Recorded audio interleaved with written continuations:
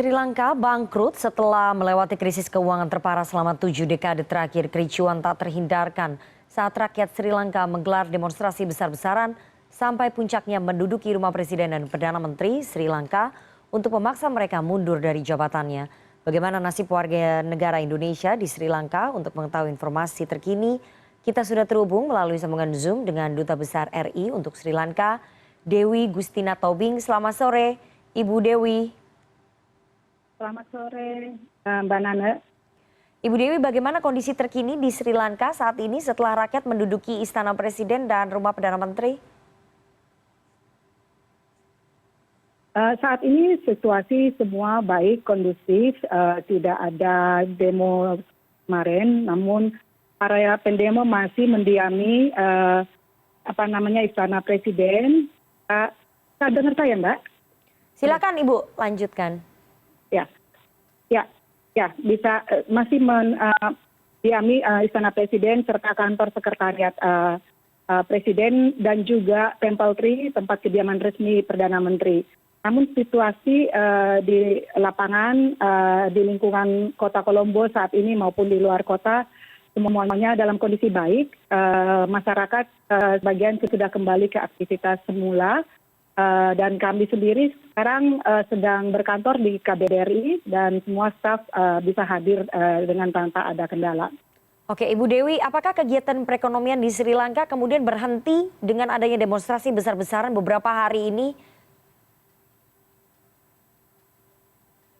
Ya, waktu terjadi demo pada tanggal 9 hari Sabtu kemarin, banyak kegiatan ekonomi yang tutup ya. Sehingga memang itu sudah diantisipasi karena rencana demo sudah diketahui oleh umum sehari sebelumnya. Dan pada hari Minggu kemarin juga kurang lebih juga masih tenang, tidak ada banyak kegiatan ekonomi, tapi hari ini sudah pulih kembali, sudah lancar seperti halnya sedia kala. Oke, Ibu Dewi, apakah kemudian pemerintah Sri Lanka memberlakukan jam malam begitu atau penutupan beberapa ruas jalan di sana untuk mencegah demonstrasi semakin meluas? Atau sekarang semuanya sudah kembali normal saja, Ibu? Ya, sempat sebelum pada malam hari pada tanggal 9 sempat pemerintah memberlakukan jam malam hingga pagi hari.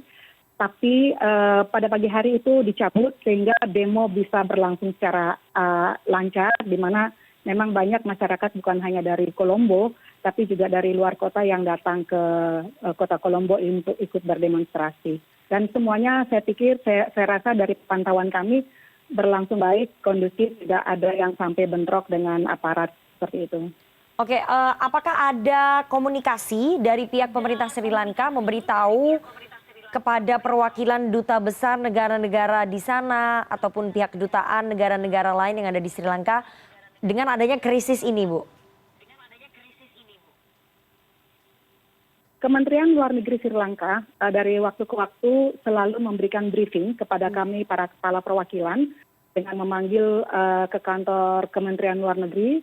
Di situ disampaikan perkembangan-perkembangan yang terjadi sehingga kami juga mendapatkan informasi secara langsung dari pemerintah terhadap apa yang telah terjadi.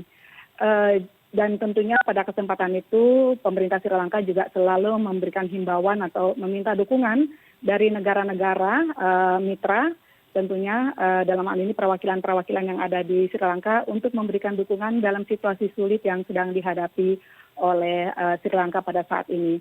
Namun demikian kami dari berbagai kedutaan besar pada prinsipnya memang kondisinya sedang krisis, tetap bisa memahami dan semua masih bisa berlangsung dengan baik, baik untuk kegiatan kedutaan maupun kondisi masyarakat kita juga semua dalam keadaan baik karena kami selalu memantau mereka dari waktu ke waktu. Ibu Dewi, kondisi WNI kita warga negara Indonesia yang ada di Sri Lanka ini bagaimana? Apakah mereka semuanya tetap di sana atau ada yang dievakuasi atau ada yang memilih pulang atau bagaimana, Ibu? Sebagian besar masih tetap ada di Sri Lanka. Memang ada beberapa masyarakat tidak terlalu banyak yang memilih untuk pulang ke Indonesia secara mandiri. Dalam hal ini kami tentunya membantu rencana kepulangan mereka, tapi sebagian besar masih berdomisili di Sri Lanka karena masyarakat kita di sini terdiri dari para pekerja, maupun masyarakat yang menikah dengan warga setempat. Itu sebagian besar, termasuk juga dengan keluarga KBRI. Baik, kalau misalnya sebagian besar warga negara Indonesia masih berada di Sri Lanka begitu ya, bagaimana kemudian untuk persediaan kebutuhan seperti bahan pangan dan BBM? Karena kita tahu beberapa waktu yang lalu sempat Sri Lanka kesulitan BBM begitu ya, stok BBM-nya menipis. Ya, betul Mbak Nana. Jadi kalau ketersediaan pangan itu tersedia. Jadi mereka mendapatkan banyak pinjaman kredit lain dari India. Jadi suplai makanan tidak tidak bermasalah.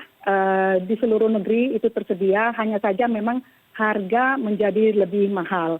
Kemudian untuk BBM ini memang salah satu kendala juga, BBM maupun gas untuk rumah tangga ini yang sering mengalami kendala kelangkaan seperti itu, sehingga kita lihat hampir di seluruh negeri itu terjadi antrian yang cukup panjang untuk mendapatkan BBM tersebut. Namun demikian kami pastikan masyarakat tetap dapat memenuhi kebutuhan pokok terutama untuk makanan. Walaupun memang semua harus mengantri ya untuk mendapatkan BBM, termasuk kami juga dari KBRI, tapi kondisi ini sementara ini masih bisa teratasi. Oke, Ibu Dewi, terakhir langkah KBRI untuk memastikan keselamatan WNI kita di Sri Lanka jika krisis politik dan ekonomi ini semakin memburuk seperti apa? Kami sudah menyiapkan contingency plan, Mbak, yang dilakukan dalam 4 siaga 4, 3, 2, dan 1, di mana kalau mencapai siaga 1 itu memang sudah sangat krusial, sangat penting untuk mengevakuasi masyarakat kita.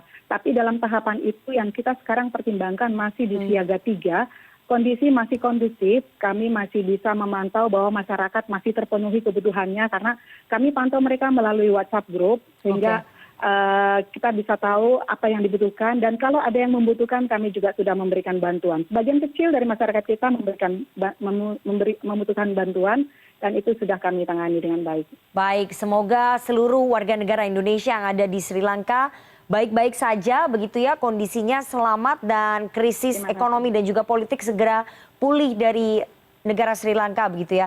Terima kasih sekali Duta Besar Indonesia untuk Sri Lanka, Ibu Dewi, Duta Besar Republik Indonesia untuk Sri Lanka, Ibu Dewi Gustina Tobing, atas waktunya kepada CNN Indonesia Newsroom pada sore hari ini. Saya selalu Ibu Dewi.